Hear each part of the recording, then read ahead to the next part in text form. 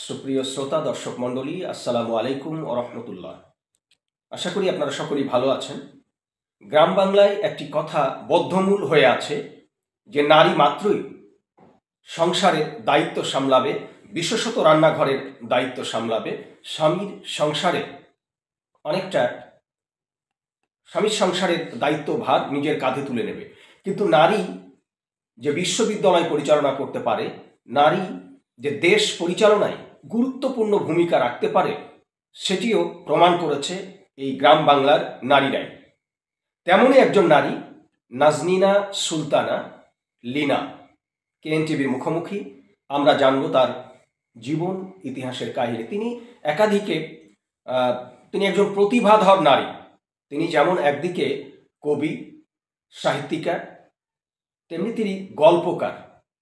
বই লিখেছেন একাধিক, আপনাদের দেখাবো পর্যায়ে। ও হ্যাঁ, নাজনীনা সুলতানা লিনার পৈতৃক ভিটা থানারপাড়া থানার গোড়ভাঙ্গা গ্রামে। বিবাহ সূত্রে তিনি বারবাকপুরের অধিবাসী। বারবাকপুর দক্ষিণপাড়া প্রাথমিক বিদ্যালয়ের পাশেই তার বাড়ি এবং তিনি পেশায় শিক্ষিকা। থানারপাড়া HM হাই মাদ্রাসায় শিক্ষিকা হিসাবে তিনি নিয়োগ প্রাপ্ত হয়েছেন। আমরা জেনে নেব যে কোথা থেকে তিনি এই অনুপ্রেরণাটা পেলেন নাজনীনা সুলতানা।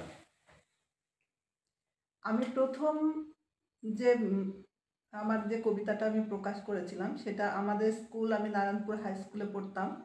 তো ওখানে যে আমাদের স্কুল ম্যাগাজিন ছিল, সেই স্কুল ম্যাগাজিনে আমি প্রথম একটা কবিতা বের করেছিলাম। এখন ঠিক মনে পড়ছে না কবিতাটার নাম কি। তখন আমি ক্লাস 6-এ পড়ি।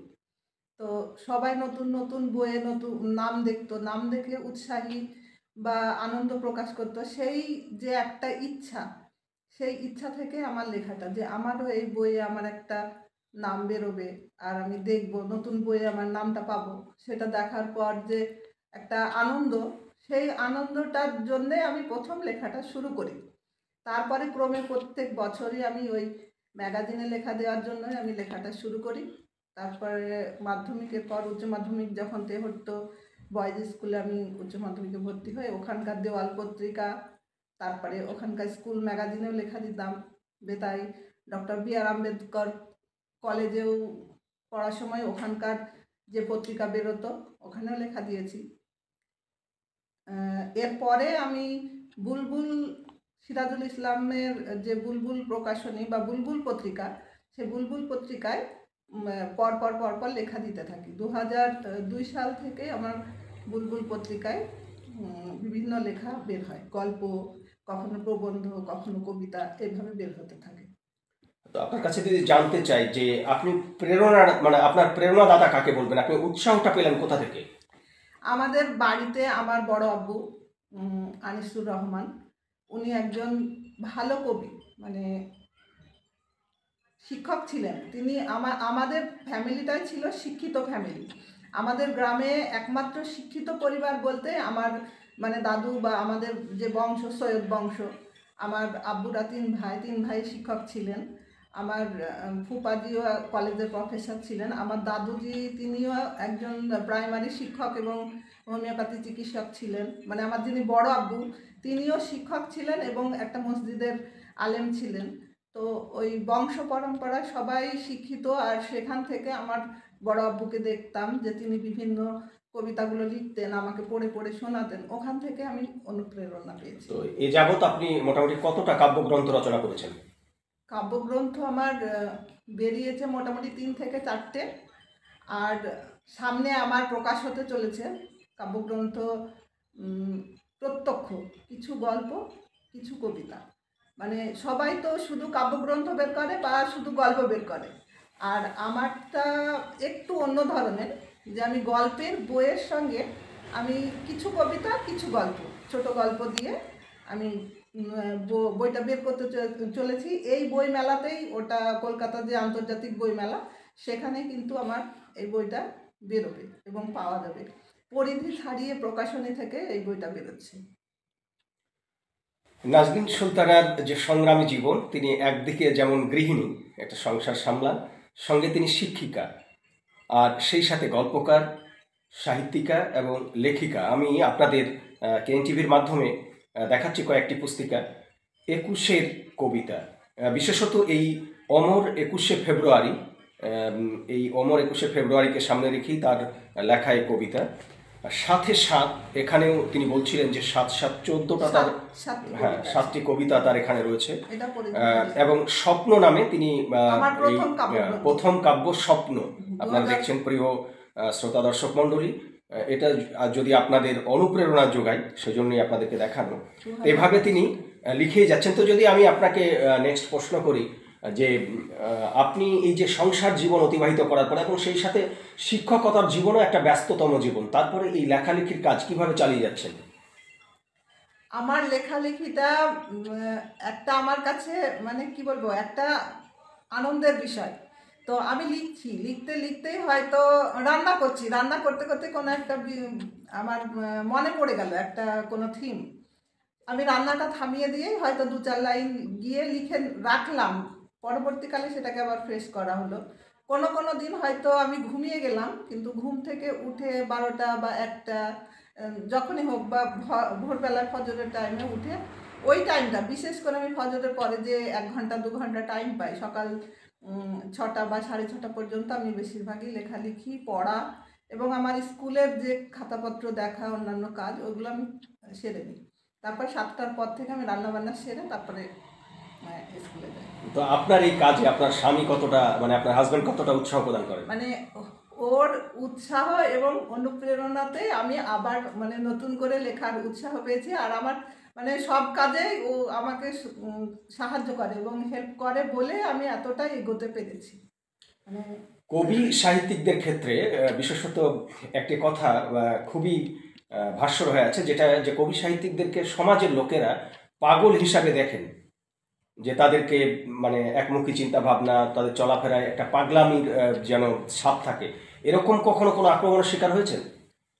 আমরা মুসলিম নারীরা বিভিন্ন দিক থেকেই আক্রান্ত, বিভিন্ন দিক থেকে। যদি কোনো একজন মুসলিম নারী উঠতে যায়, তো আমরা দেখেছি সমাজে নানা রকমের বাধা, তখন মানে চারিদিক থেকে আমাদের ধর্মীয় বাধাটা এসে চাপা দেয়। আমরা অন্য যখন কাজগুলো করি সেগুলোর দিকে কারোর ভ্রুক্ষেপ থাকে না, কিন্তু যখন একটা মানুষ কিছু করতে যায়, পরিবর্তন করতে যায় বা কিছু একটা করে দেখাতে যায়, তখন দেখা যাবে পুরো সমাজটাই কিন্তু তার দিকে একটা দৃষ্টি, মানে কি বলবো, ব্যঙ্গাত্মক দৃষ্টিতে দেয়। হ্যাঁ, ব্যঙ্গাত্মক দৃষ্টিতে, যে এই কাজটা করছে, এই রকম করছে, এই যে একটা ভাব।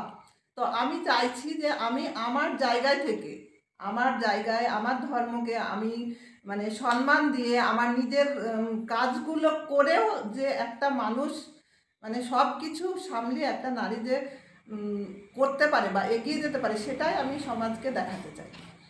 যে নারী মানে কেবলমাত্র রান্নাঘরের মধ্যে বন্দি নয়, একটা শিক্ষিত, আমাকে তো MA পাস করতে হয়েছে, আমি MA অনার্স নিয়ে পাস করেছি। তো আমি যখন আমার গ্রাম থেকে পাস করি, তখন কোনো আমার গ্রামে মানে কোনো BA পাস মেয়ে ছিল না। আমার আব্বা প্রাইমারি স্কুলের শিক্ষক ছিলেন। তো প্রথমেই বলেছি যে আমাদের ফ্যামিলি সবাই শিক্ষিত, কিন্তু মেয়েরা শিক্ষিত ছিল না। বা আমার আব্বার স্বপ্ন ছিল যে আমার মেয়ে গ্রাম থেকে প্রথম BA পাস করবে। তো আমি আমার আব্বার স্বপ্নটা পূরণ করার জন্য আমি অনার্স নিয়ে, বাংলা অনার্স নিয়েই বিএটা পাস করি এবং MAও করি। মানে বিভিন্ন অনুষ্ঠানে গিয়ে পুরস্কার পাওয়া একটা বিশাল আনন্দ, একটা অনুভূতি। আপনি ঠিক কতদিন আগে সেই পুরস্কারে ভূষিত হন, কোন অনুষ্ঠানে? আমি বুলবুল থেকেই প্রথম পুরস্কার পেয়েছিলাম, মানে সৌহার্দ্য পুরস্কার, সম্প্রীতি পুরস্কার, সৌভ্রাতৃত্ব, বিভিন্ন ধরনের মেডেল পুরস্কারগুলো পেয়েছিলাম। কিন্তু আমার সেইখানে গিয়ে পুরস্কারগুলো নেওয়ার মতো আমার পরিস্থিতি সেই সময় হয়নি।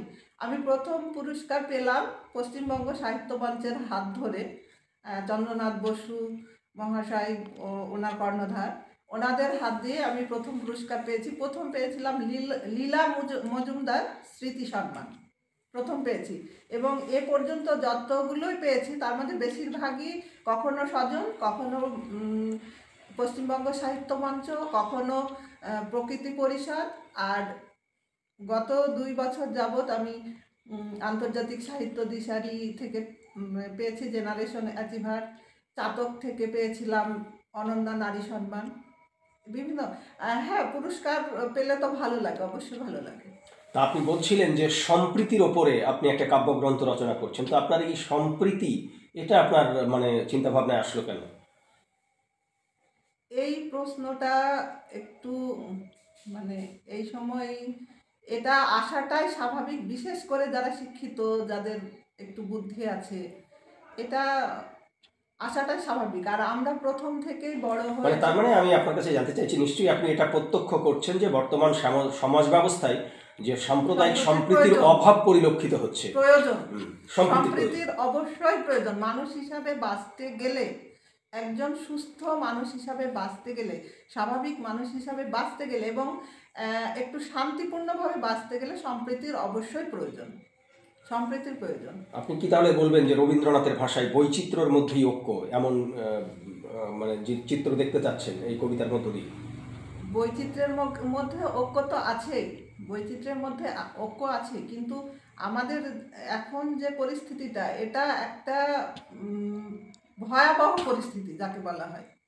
মানে আমরা এমন একটা সময় গেছে যখন আমরা তিন বান্ধবী একসঙ্গে হাত ধরে, তিন সম্প্রদায়ের হিন্দু মুসলিম খ্রিস্টান একসঙ্গে হাত ধরে স্কুলে গিয়েছি, পড়াশোনা করেছি, একই খাবার ভাগ করে খেয়েছি। এই যে একটা আমাদের মধ্যে মধুর সম্পর্ক, সেই মধুর সম্পর্কটা কিন্তু এখনও আছে, কিন্তু তবু আমাদের ভয় হয়। মানে তবুও একটা মনে মনে যে আতঙ্ক, মনে মনে যে একটা মানে বিদ্বেষ, এইটা হবে নাকি, এই যে একটা চিন্তাটা, আমি চাইছি যে সেটা না হোক। মানুষ আমরা যেভাবে থেকেছি সেইভাবে যেন আমরা বাকি জীবনটা কাটাতে পারি। তো শেষ কথা যদি আপনি বলেন যে কেএন টিভির পাঠকদের উদ্দেশ্যে যারা এই ভিডিও দেখবেন, বিশেষত আপনি যে সোসাইটির মানুষ, একজন মুসলিম নারী হিসাবে, মুসলিম ছাত্রীদের জন্য, তাদের পাঠক পাঠিকাদের জন্য আপনি কি বলবেন? শেষ কথা যদি কিছু বলেন। অবশ্যই সম্প্রীতি বজায় রেখে চলতে হবে, আর নিজের ধর্মটাকে অবশ্যই সম্মান করো, নিজের ধর্মটাকে পালন করতেই হবে, সেই সঙ্গে অন্যের ধর্মটাকেও সম্মান করতে হবে।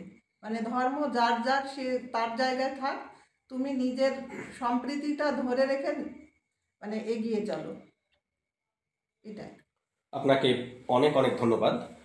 সুপ্রিয় শ্রোতা দর্শক মণ্ডলী, আমরা এতক্ষণ কথা বলছিলাম বিশিষ্ট লেখিকা, একদিকে গল্পকার, সাহিত্যিকা, আবার তিনি কবি।